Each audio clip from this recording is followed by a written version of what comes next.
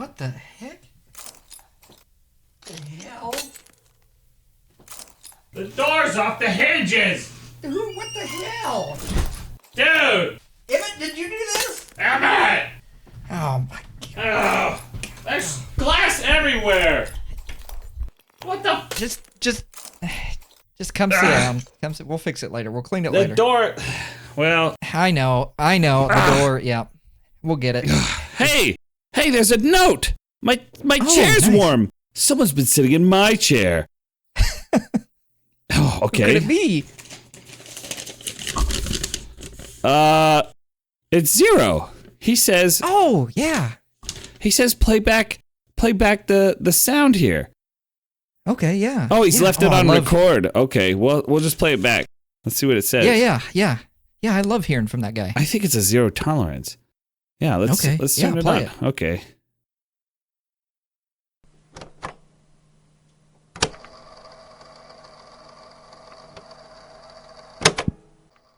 What's up, dudes? Sorry about your door. I had to It's no problem. had to get in here somehow. I don't have a key, but I've been waiting to Gotta get him a key. talk about this. Waited so Yeah, long my gotta get a kid fell key. asleep, so keep your voices down. But if you want to talk about having zero tolerance for something, try this. Backseat gaming. A tale as old as time, right? The old backseat That's gamer. right. If I'm in the middle of playing a game and I don't ask you for your help or your advice, that means I don't want it. I don't care for it. I don't need it. You know, there might be secrets that I haven't seen, or a chest I haven't found, or a mechanic I don't know. It's okay. Let me learn it on my own. You know? It's kind of annoying, or it could be annoying. Most of the time it's annoying. Yeah, it's annoying. Like, I didn't buy the game so that we could play on one controller. I bought the game so I could play the game. I bought the game so I could uncover secrets, so that I could learn how to play, so that I could do certain mechanics. You know, I didn't buy it so that you could do that stuff for me. It just makes no sense. Like, if I'm playing something like Tekken, you know, I don't want Anthony being a backseat gamer, right? Even though Anthony's, been running from this ass whooping in Tekken 8 for, I don't even know how long. How long has it been? Yeah, it doesn't matter. The hell? You sit there and you enjoy the show, or you pick up the sticks and you step into the arena, unless you're Anthony, then, you just keep running from it. But most of the time, you pick up the sticks and you get in there and you get it done. You don't do it from standing behind my chair watching or critiquing my play, Anyway, that's about it. I'm out of here. See ya. Well. What? Are you shitting me? You come into my house? You kick down my door? You talk about your baby being asleep?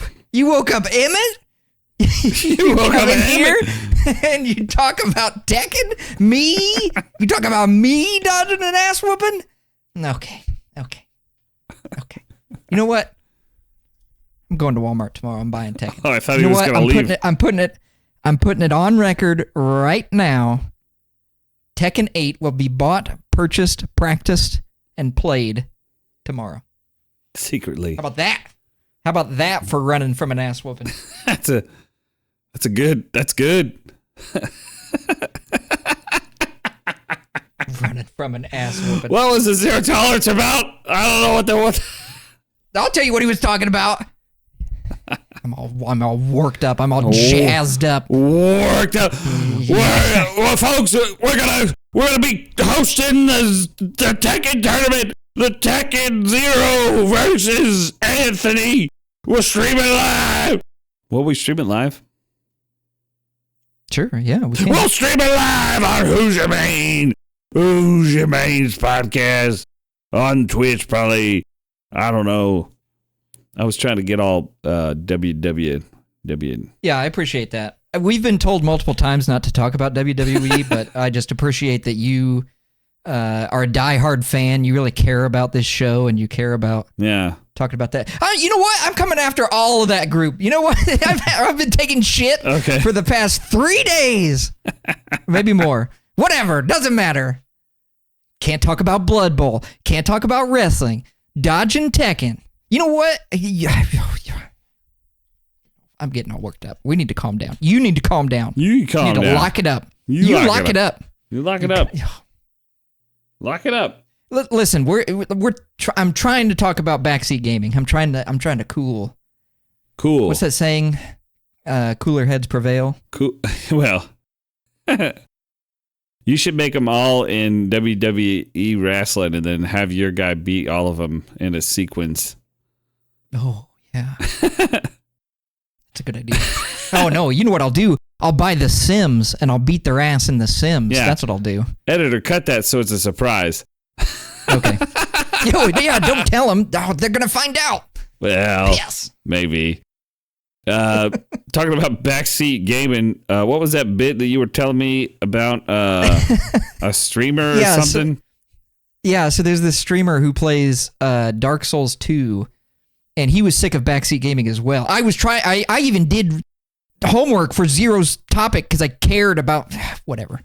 He's this streamer that plays Dark Souls 2, and he was sick and tired of people backseat gaming, so he set up this mod on the PC version of the game where if somebody backseat games, they immediately take control of the game, and they have 8 minutes to do what they were talking about in-game, and if they can't do it in 8 minutes, they get permabanned, and they can never be a part of the stream again.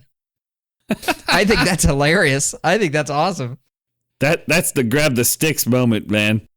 That's what, we used to tell people sitting on the couch, and they'd be like, yeah, blah, blah, blah. You want to play? You want to hold the sticks? Whose turn is it? You want to go? Go ahead. Then they just get fucking walloped, and you're like, that's what I thought. That's what I fucking thought. Now shut up and let me play this game. Yeah. My kids be telling me stuff like that when I play video games. They'll be like, Dad, you got to do this. I'm like, you want to play? Oh, no, I'm too scared. You don't have to be scared. Like, it's only a game. You lose. I mean, this is a game over. It's not a big deal. Yeah. I don't know. Yeah, my niece hit me with the, have you ever heard of Minecraft before today? I was hanging out with her, and she's like, you ever heard of Minecraft? I was like, Minecraft was around before you were born, child. You come at me. You ever heard of Minecraft? Yeah. Yeah. Before you were a twinkle in your daddy's eye. Tried to hit me with she knows more. Which she probably does, in all seriousness. She plays it way more than I do. At the same time, show a little respect. I'm surprised you haven't played Minecraft. We have this conversation every time it comes up. It's got survival elements. There's like hoarding elements. Everything is useful. Fishing? There any fishing? There's fishing. Okay. I'm in. And with mods, I think the fishing can get better. The problem is setting up a server so that we can fuck around and do stupid shit. Yeah. The last time I played Minecraft was on that server with Zero and Lilith and everybody. And I just went off the deep end with the create mod set that was included in the mod pack we were playing. And I just made a giant fucking train with a shitload of drills on it. And then I was just drilling through the fucking earth. And it was like laying its own track and just going. And I was like, choo choo, motherfucker, we mining. It was a good time. This isn't my story to bring up. So if I'm stepping on toes here, by all means, cut me off. But was there some kind of like strange religious experience that had something to do with stuff getting blown up or something along those lines? Oh my God. Well, originally, so it's like a combat-oriented mod pack called Prominence. I believe that's what it was called, the Heswin area or something like that. I can't remember.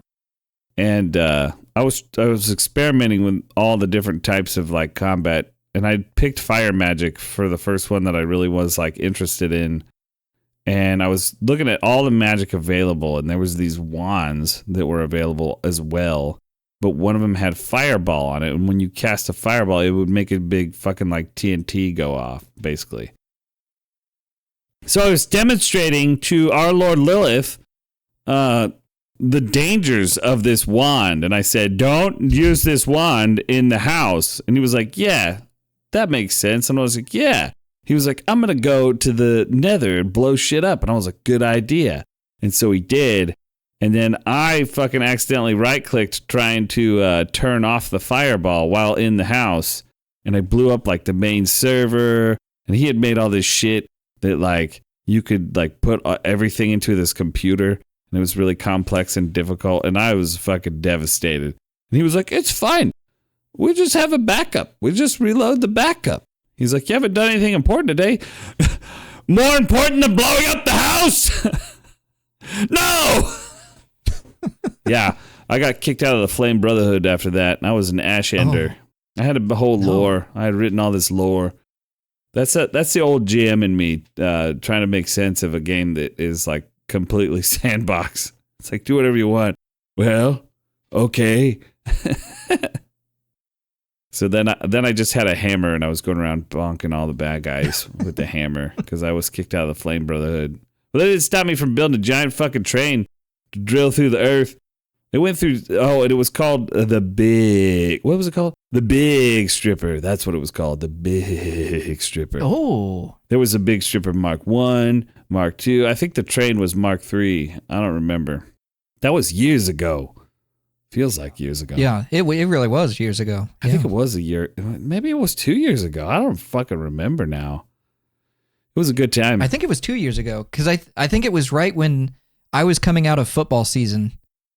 And I still didn't quite have the time allotment yet.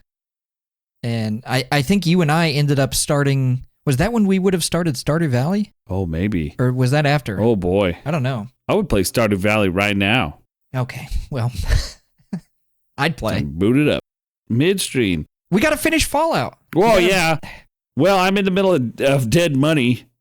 I'm fine, by the way. Dead Money? Is Dead Money here? Where? His body? Necromancer? Yeah. Is he necromancing? They're like, no, we're going to rob a bank. But where's money? It's in the bank. Why he there? I don't think you're understanding. Oh I don't think you're understanding. No. You call me idiot? That's a perfect summary right there. 2 games back to back of, hey, create whatever character you want. You can be whoever you want. You know, make your own story. And you just like, you and I both just looking at like the world is our oyster and it's in the palm of our hand. Yeah. And you're just like, I can make anything I want. And then like you look over slightly and it's our old character sitting there waving at us. And we're like, we just drop everything and go to our old character. Come with me on a magical journey to Bonking Town. Yeah. Okay. Maybe this one time. I really did try to start out my Fallout New Vegas playthrough with weapons, like gun weapons. And I think it was about 10 levels in. I had already regressed all the way back to just beating the shit out of people, like grabbing them by the face, like, come on. Well, I remember watching you play, and you were sneaking around corners, you were using guns. I was like, what the heck is going on over there? What are you doing? Who are you playing? I hated it. It was so slow. I was like, They can't see me, and this is dumb. I want them to come over here. But they had guns too, so that was like, shoot me while I was like far away, and I was like, put the fucking gun down, you bloody wuss. You wouldn't hit a guy with glasses, would you? Yeah, well, my character wears glasses. Yeah. I arguably took the Good. He's gone. He's completely regressed into his troglodyte form. I arguably took really bad feats or whatever, perks and starting perks or whatever, because I was just like role playing. But honestly, I would have just built more Super Mutant E if I had just gave into my lesser, what is it? Primal urges, baser urges. I was a fool. I'm level 40 now, and I'm just like completely melee oriented, with a little shotgun sprinkled in there, because you can just sprinkle in shotgun to any fucking perk build, tree, whatever. You just take shotgun surgeon and stay back, and you're good to go. Yeah, I learned that. I'm almost at 300 hours in that game. Right? It's so, like, you saying that stuff about, being inefficient with your character builds.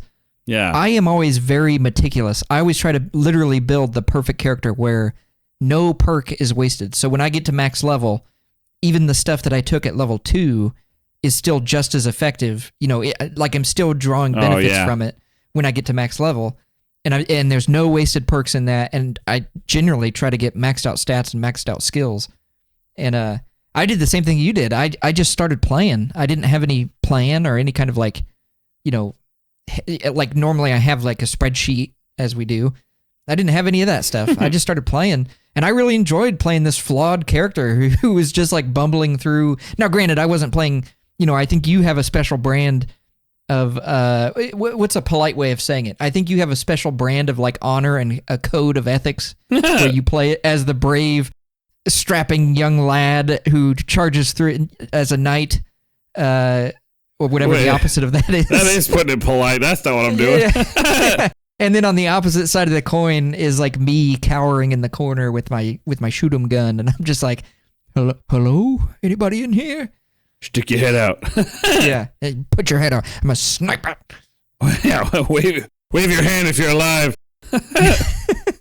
I love it. Like playing Fallout. I've said this before. Fallout is the perfect garage sale simulator, where it activates this neuron in my brain where I'm like, ooh, look at that trash over there.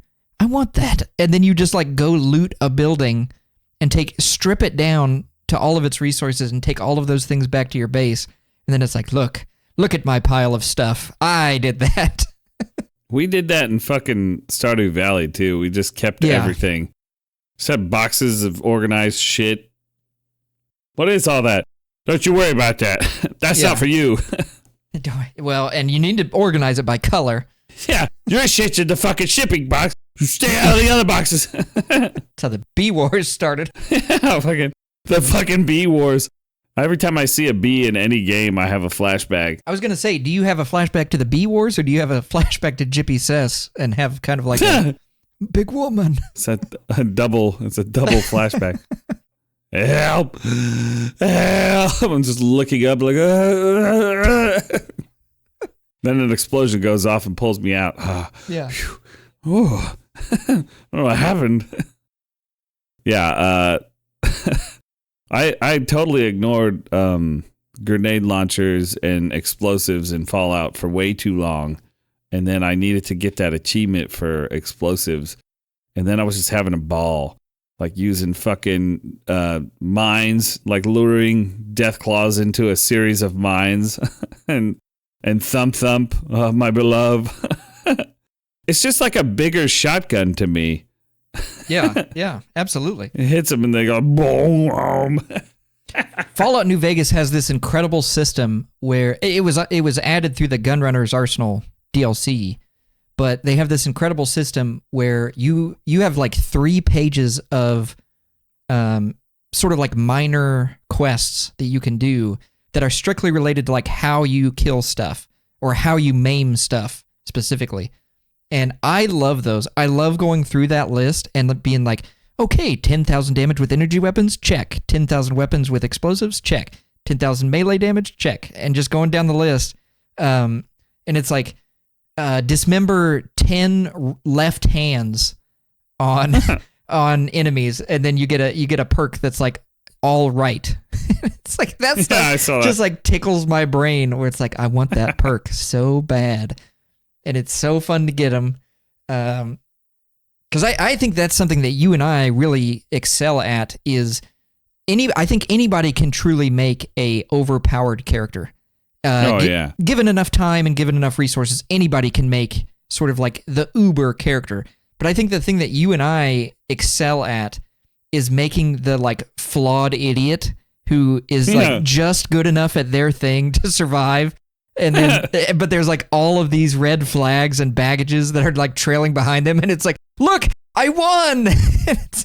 You're an idiot. Just do it the easy way. At what cost? Yeah. Like, how many boons did you end up taking? And it's like, I left Boone at Novak. Yeah, Boone? I love Boone. He's a nice guy. Adventuring with Boone was some of my favorite times in the game because I would turn and talk to him.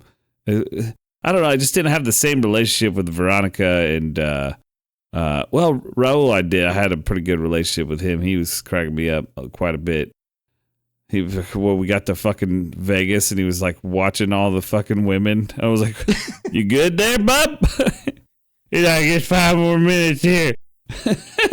You sent the I think it was like 3 screenshots of Raul in Vegas, which Vegas in the game is the same as Vegas in real life, where there's just women dancing topless with tape on their chest. Yeah. And Raul, the first picture is Raul like looking at you, and he's like stone faced, and he's like, I'm focused on the conversation. I'm not going to get distracted. I'm not going to look away. And then the second one is him like head snapping turned at a woman walking by, and he's just like, whoa, what a woman. He's just watching her. Roll. Focus. Fucking focus, man. Then fucking Arcade Gannon wouldn't get off my case just because I wanted to hear out everything.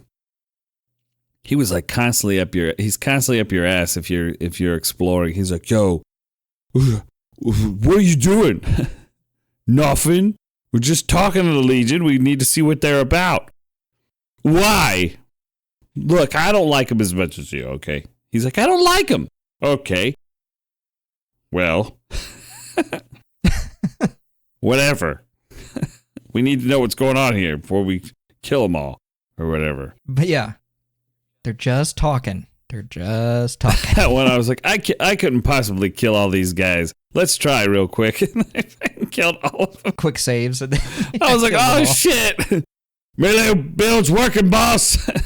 That Fallout New Vegas has probably some of the best companions in any Fallout game, where, like you said, some of them are going to mesh with you and they're going to gel with your playstyle really, really well.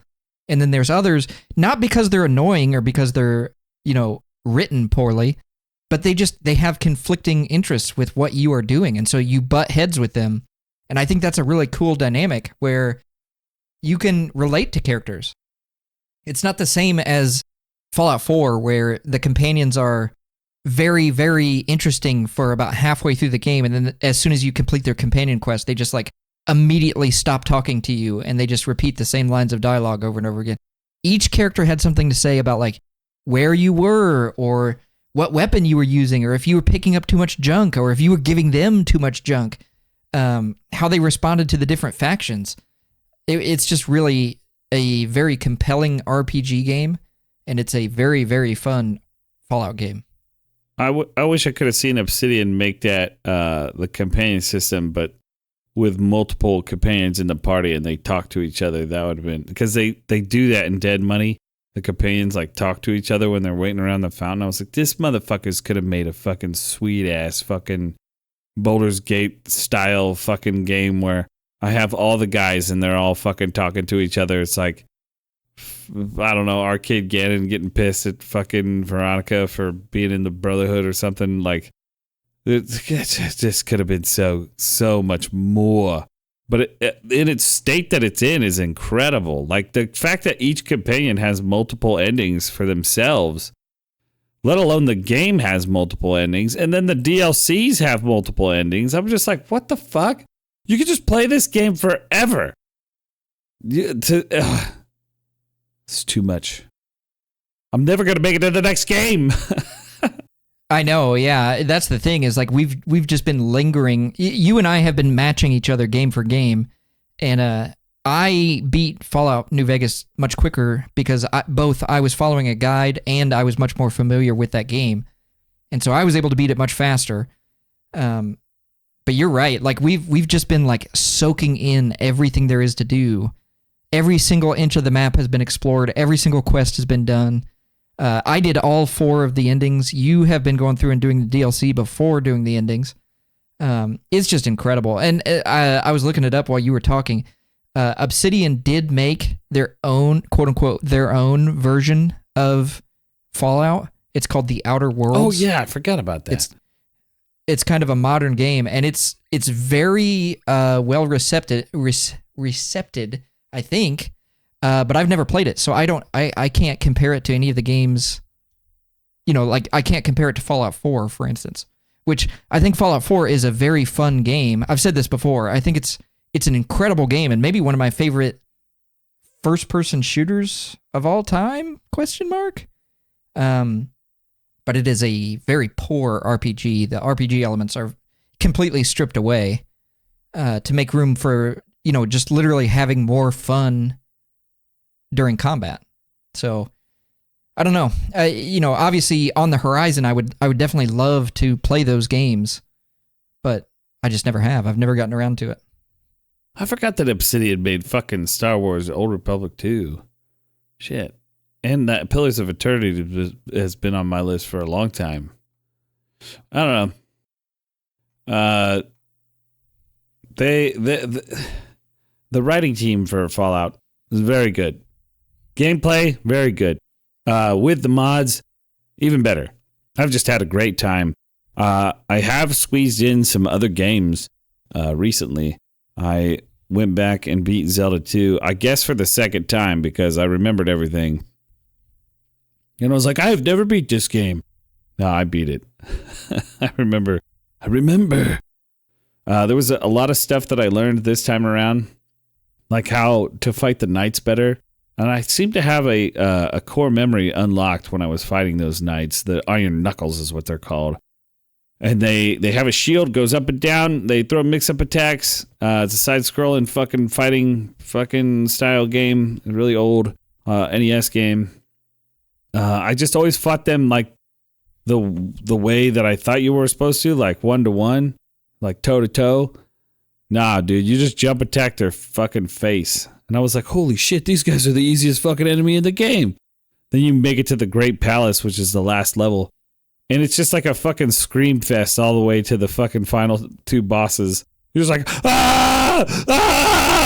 I don't want to fight that! Yeah. It's taking all my resources! They don't fuck around in that palace. It's like the game is like normal. It's like, okay, I've slowly learned how to fight all these enemies. Then the difficulty just spikes all the way the fuck up, and you're like, oh shit! Fucking good game though. Yeah, the original Zelda games, I think those are held in very high regard. But I've said this before. I've never gone back and played them. I know I should. I need to do my gamer homework, especially with how hard we preach that. I definitely need to go back and do my gamer homework. But yeah, I just didn't have the consoles. I didn't have the consoles during that time, and I didn't have them long enough where I could really appreciate some of those games. And so I missed out on a lot of that stuff. Back then it was you picked one. You either got the Sega Genesis or you got the Nintendo, and I went Sega. So I missed out on a lot of that stuff. Yeah, but you played a lot of stuff that I didn't play on the Sega. And the Sega's got a lot of good gems as well. Specifically, Phantasy Star is what I was interested in and still haven't gone back and played the original games. There's, I think, 5 of them, and then they just all become MMOs after that, which is a shame because I really think they should bring it back. They had a female pro tag, bro, in a time period where it was all male, or with blue hair usually. I don't know. The NES had a ton of great titles on it, though. Good games that are fun to play even today, in my opinion. Skill-based games, like Legend of Zelda, Mario, Metroid, and then they had a lot of the good classic RPG games like Dragon Quest 1, 2, and 3, Final Fantasy 1 in America. I believe 2 and 3 are on the NES. And then 4, 5, and 6 are Super Nintendo. But there was just so many other games that are like hidden gems now would be. Probably not back then, but now. Off the top of my head, like Shatterhand. That's a fucking awesome side-scrolling fucking game. I mean, if you like Ninja Gaiden stuff, I don't know. There's just so many NES titles that I could sit here and just like gush about. And I think my fucking Switch has just lately just been me playing the retro consoles on there, like not playing modern games. And it's pretty good. It's got a nice It's got a nice save state function, which saves a lot of time if you're playing old games. Honestly, unless you have a lot of time, I suggest using save states for NES, even Super Nintendo, just because there's so much backtracking, or there was no save feature. Like, I've been playing Metroid 1 recently, and I play that for the kids sometimes, but they were saying, it's so boring. And I'm like, you sat through all of Zelda 2. It's the same kind of fucking game. Whatever. But it didn't have saves. Like, you couldn't save the game. You would have to punch in a fucking code, at which I hate doing that on old games. But if you use a save state, then you get the same experience the Japanese players got, because their game came on a floppy disk and they were able to save.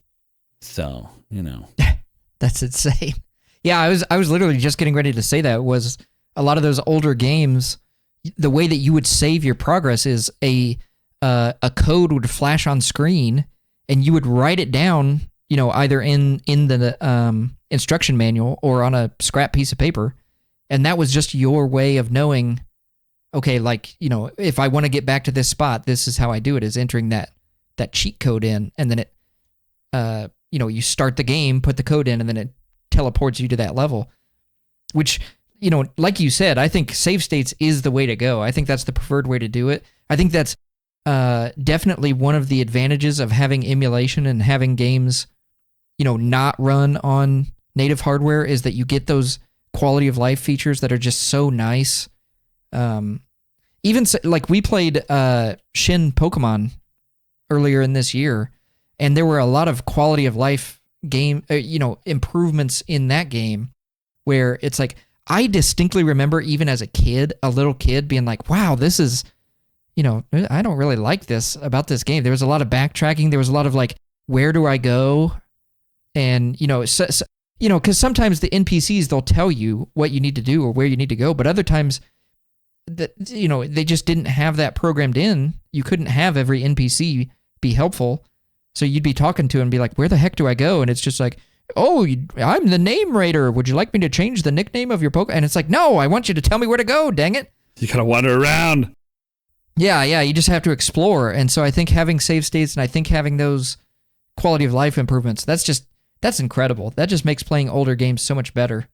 So I'm right there with you. I think that's definitely something to tip your cap at a little bit for those older games. Though, if I could be a fucking, like, the music folk with their vinyls and their record players, if I could be that in this hobby and have a CRTV and get the fucking old consoles and play them on native hardware with native everything, and just get that fucking, that's nostalgia right there.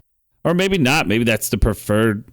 I don't know. At this point, it's been so long since I've seen the fucking NES flashing at me because I didn't get the cart in quite correctly. Everybody's like, you got to blow in it. No, dude, it's like fucking the ping's got to fucking, you got to pull the game out a little bit or push it in more or better, That was the flaw of the NES, But it flashing at you when you're trying to get it to play the game, it could delete your entire saves if it's doing that. I don't even know if that's true. Yeah. It could have just been the batteries were getting old in the fucking game pack, which you can replace those. You just open it up, put a new battery in. But I don't know. Or playing the fucking Super Nintendo. That, I just love those old consoles. The thing that gets me is the startup sounds. Like you just said, starting up those old systems, it had this like chunky click, like putting the game in, it had a very like tactile feel to it. Like you knew it was seated in there good. And then you physically had to click on a button, at least for the Sega, you had to physically turn on the console. And then there was that splash screen, the Sega, and then whatever game you're playing, they usually had their own splash screen as well.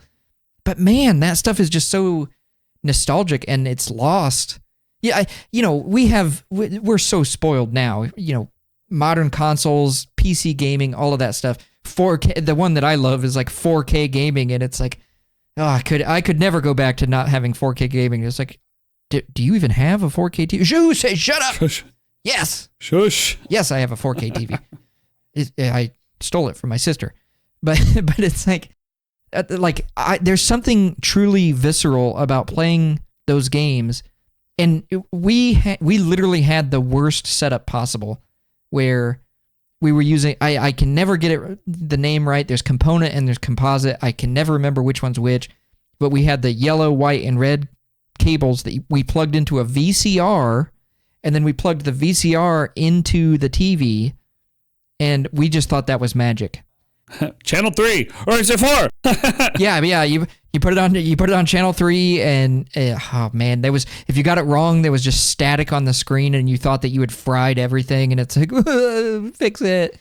But like that era of gaming is undefeated. That is like you said, if I could somehow package that feeling and give it to the next generation of gamers, and I understand that not everybody can get a CRT TV.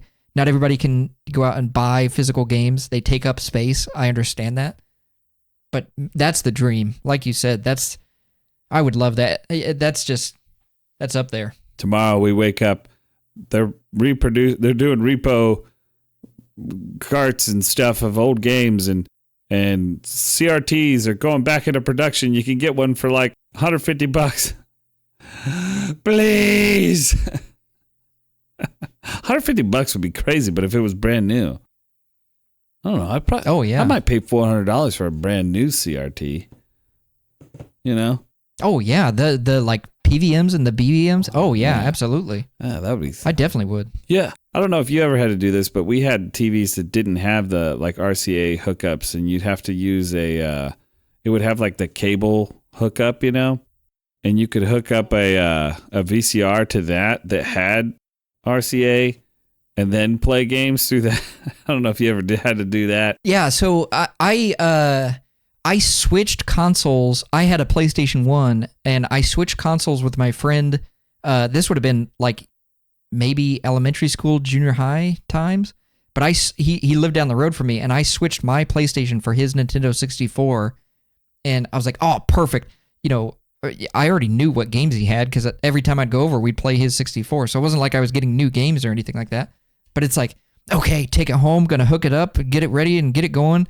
And he had that. He had the, I think it was called like the RF connection or something like that. Yeah, that's it.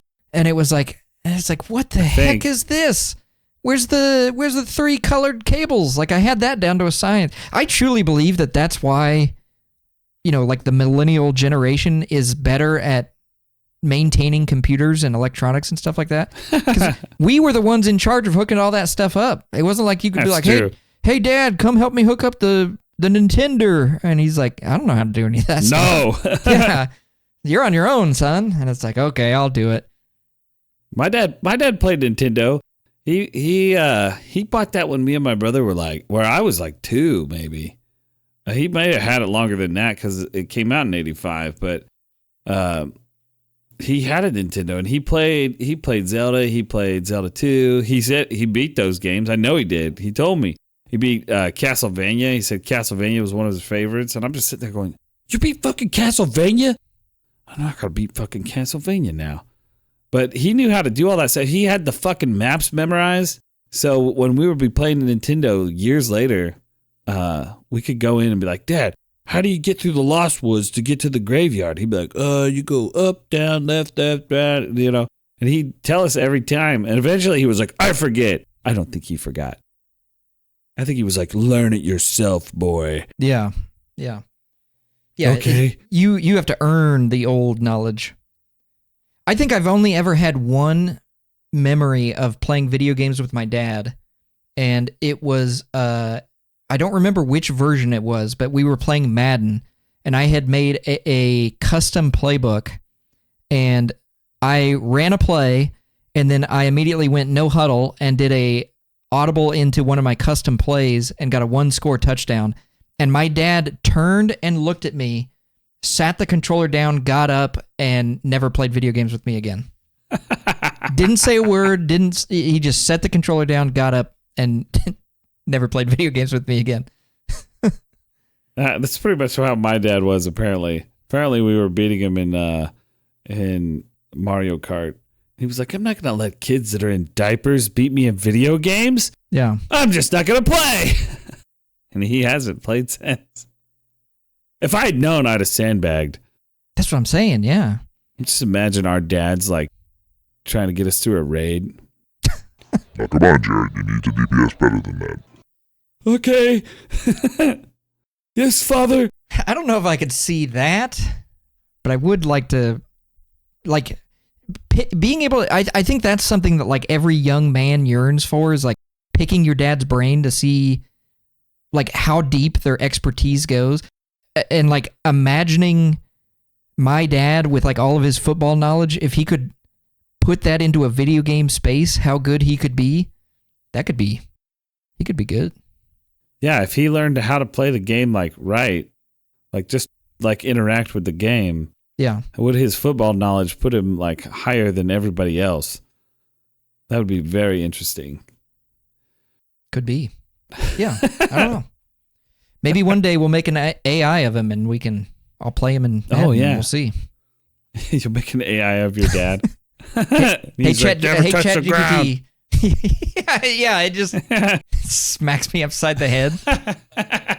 Hey. Put the fucking sponge down, son. Yeah. The hell? Oh my God. Thinking about Zelda 2.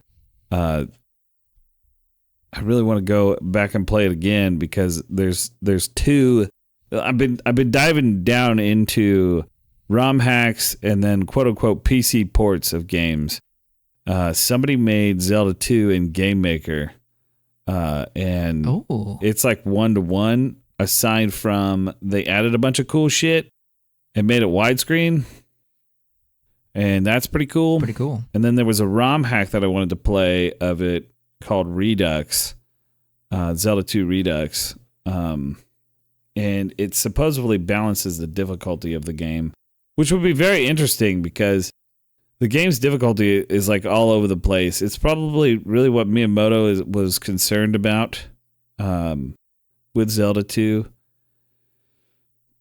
Zelda 2's story is a little interesting if you haven't read or seen anything about it. With it, like, basically they made Zelda 1 and they were like, yeah, this is a great game. People love this game. And so they were like, well, we need to innovate. We need to make it different. So they passed Zelda to a completely different team. And they were like, make whatever you want with Zelda. And so they made like a Castlevania, Metroid, esque game. And it's just extremely difficult. The team was aiming at a high skill ceiling. And when they had the testers playing it, they were getting so good at the game that they kept upping the ante with the enemies, which is why the fucking final temple is crazy. So it'd be really interesting to see like a more approachable Zelda 2. I don't know. I think it would just be interesting considering Nintendo's fucking direction now, where they're like, we're aiming for anybody to pick up the game and have a good time. Yeah. Yeah, that'd be really interesting. I would love to see stuff like that. I think like that stuff is so interesting to me because, how far away from the original vision do you go before it becomes its own thing and its own game? But like the games back then, we've talked about this before. They were quarter eaters. They were meant to keep you drawn in by their difficulty. And so if you could somehow bottle that and make it a linear curve where you can kind of grow with the game, I think that would be incredible. That would be an incredible game. Yeah.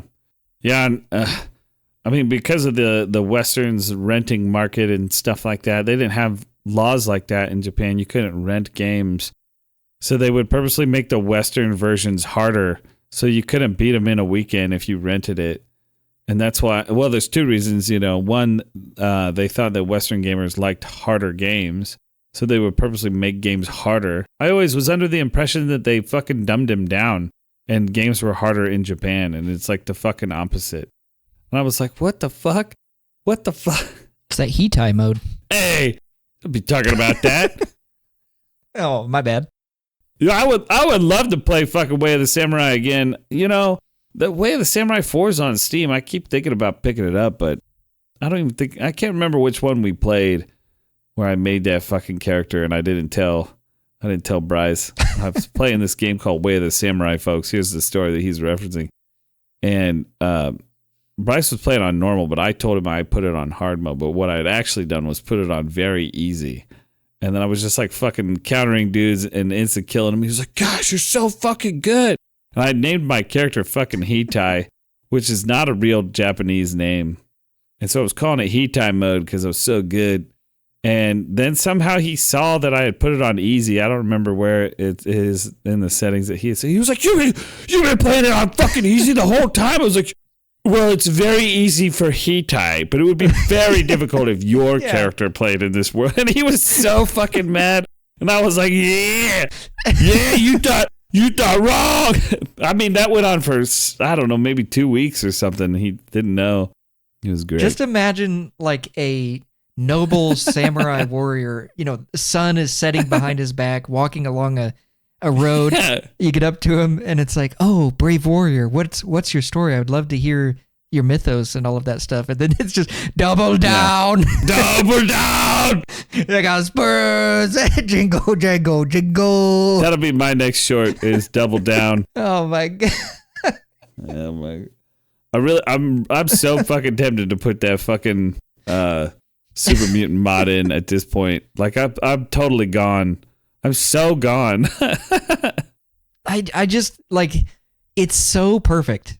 The way that you like immediately found that and we're able to like incorporate it in. It's so good. Just do the dumbest thing. Well, my favorite is there's room in the game design for that kind of stupidity, Like absolutely, yeah. I mean, technically, I put my character's intelligence at like 10 because I was doing what you were doing, which was maxing your skill. Max stats, yeah. Yeah. And I did do a little bit of RP where I put charisma. I think it's charisma. Yeah. Because charisma's the dump stat in Fallout, right? In New Vegas, yeah. And I had I did the RP thing and I put it to like 5 or 6 or something. And I was just like, I don't even want that. I don't want charisma at max. I want that at 1. I want intelligence at 1. I just want to go around just being, I said this fixed the problem. If you blew up half the city, you're welcome. I remember watching your gameplay, and I forget where it was. I think it might have been Helios 1. But you were like fighting through these dungeon levels, and then you found a rebar club that's just like this hunk of concrete with rebar hanging out of it. Yeah. And you would have thought that you had just found like the Holy Grail. It's like, and you're like, look at this pristine weapon. Look at the craftsmanship. And it's like, that's a hunk of junk. What do you were like King Arthur pulling that out of the sword out of the stone. And you're like, my weapon. It's beautiful. I think you had that all the way up until you replaced it with the super sledge. Yeah, I didn't like the super sledge. I was just using it because of the stats. See, I wouldn't play like that normally. That's just not the way. But I mean, the first time through, I have to play like kind of optimized so I can see where the limits are, Exactly, yeah. I know you do that too.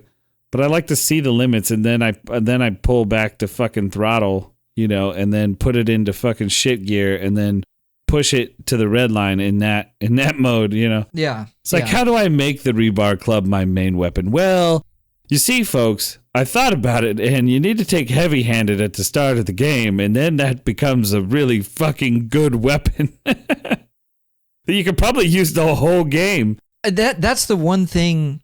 And obviously in the DLC, they added this feature in, but that's the one thing that I think is the worst part of Fallout games is you get to the very end and you finally realize how to build your character. And it's like, oh, shoot. Well, I wish I would have known that in the beginning. Because I beat the game and then I actually went back and started playing as a second character. And I went through and I was picking all of the ghoul feats, all of the radiation-based feats. And it's like, man, I wish I would have taken that stuff at the beginning and, kind of role played along with you, and we had that banter going. But I was playing as the maxed out dummy, not dummy as in stupid, but like poorly optimized. It's pretty much what Fallout is. Just the New Vegas game. It's 100% a game that is made for us, you know, me and you, where we learn how to do everything and we've beat the game. And it's like, okay, now I'm going to replay the game in a new way. Exactly, yeah. You should move on to a new game. No. But this one fun now. Well, I think you and I are the ones who poured 200 plus hours into Baldur's Gate, and then it was like, well, what do you want to do now? I was like, you want to start a new game in Baldur's Gate? Yeah, okay. All right. Well, by the time I was playing with you, I had already been playing it for 900 hours. So yeah, true. I was like up to 1100 after you and I finished. And I was like, I'd play it again right now. We started up that honor mode run, and we were like, yeah. And then we were like, wait a minute, maybe we should play something else. Yeah. Well, we knew that my computer was already on the fritz then. And it was just like, my computer is like begging pleas for mercy and death. And I was like, granted. Yeah. You may die now. Folks, if you want to see more Baldur's Gate 3 content from us, gift Anthony a PS5 version of the game. Give me 5,000 human monies. 5,000. And if you want to face him in Tekken 8. No. I was good. You know what? I'm going right now. Yeah, I'm gonna go fucking. Well, folks, I guess we'll see you later. Hey, wait for me! Wait! I'm coming!